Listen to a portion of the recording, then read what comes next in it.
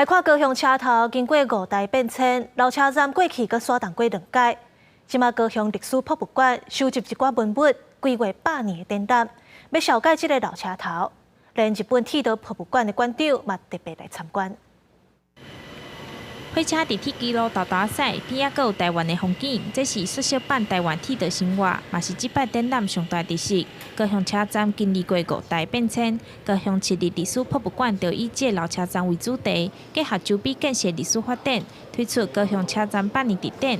展出真珍贵文物，包括地关式车站的厝遐，甲中山地下道的挂牌，回顾高雄为日本时代较大的铁道故事。说，开小火车需要来体验一下，然后，能够跟小火车，然后有接地气的感觉，然后能够更亲近这边的文化，然后看一下这边的展览，我觉得是蛮不错的。做特色的一个屋瓦，甲伊的建筑结构的一寡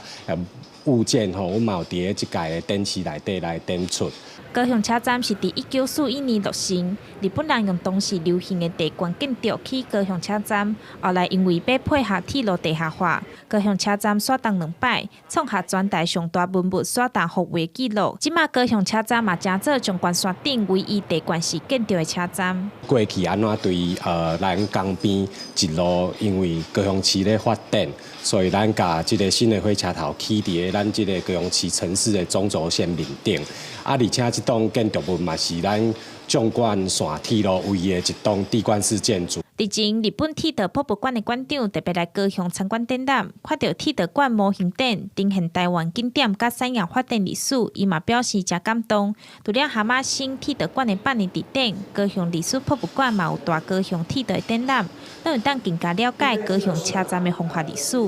记者钟义辉、邱昭勇高雄报道。